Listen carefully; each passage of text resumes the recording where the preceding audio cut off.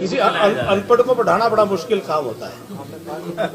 वो पूरे हिंदुस्तान में शायद ही कोई एयरपोर्ट इतना बड़ा होगा, और पूरे विश्व में जब एयरपोर्ट पूरा बनकर तैयार हो जाएगा तो विश्व के सबसे बड़े एयरपोर्ट्स में हिसार एयरपोर्ट शुमार होगा।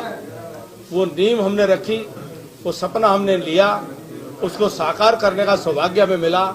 सीढ़ी दर सीढ़ी, कदम दर कदम हम उस एयरपोर्ट के निर्माण को आगे बढ़ाते चले गए।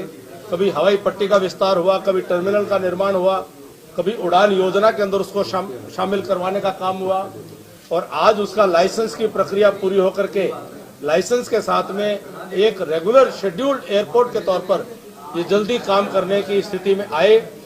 और आने वाले समय में इसमें MRO, इसके अंदर जो संभावनाएं कार्गो एयरपोर्ट की, तो वो सारी संभावनाएं वो साकार हों, मूर्त रूप ले, इस स्वप्न को लेकर के हम काम कर रहे हैं। और नगर निगम का जो अपेक्षित सहयोग होगा वो भी मिलेगा, और एयरपोर्ट के कारण से जो नगर क्षेत्र में जो विकास होगा उसका लाभ जो है वो स्वाभाविक तौर पर नागरिकों को मिलेगा। मंत्री रहते हुए आपने जैसे कहा कि इस प्रोजेक्ट से आप जुड़े रहे हैं, तो इस प्रोजेक्ट को लेकर इतनी कंफ्यूजन क्यों है? कभी कहा जाता है कि डोमेस्टिक होगा, कभी कहा जाता है अंतर्राष्ट्रीय होगा। अभी जो वर्तमान सांसद है कांग्रेस के हिसाब से, वो कहते हैं कि अगर यहाँ से अंतर्राष्ट्रीय फ्लाइट उड़ेगी तो मैं इस्तीफा दे दूंगा। देखिए, किसी अनपढ़ को पढ़ाना बड़ा मुश्किल काम होता है।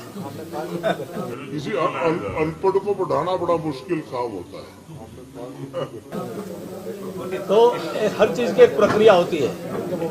एयरपोर्ट के नाम पर पहले एयर स्ट्रिप थी, 130-32 एकड़ जमीन थी, 3500 एकड़ जमीन ट्रांसफर करना, 3000 एकड़ जमीन का और कमिटमेंट ऑन फाइल करके, और भारत सरकार के साथ में पत्राचार करके बड़ी हवाई पट्टी का निर्माण करना, landing facilities, advance landing facilities का बनाना, टर्मिनल का बनाना, लाइसेंस का लेना, उसके आगे और ज्यादा ये स्टेप्स हैं।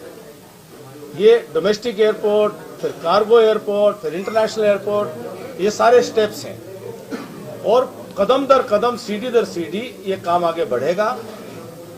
तो मैं उनके ऊपर ज्यादा टिप्पणी नहीं करूंगा, क्योंकि फाइल भी देंगे तो उनके समझ में नहीं आएगी।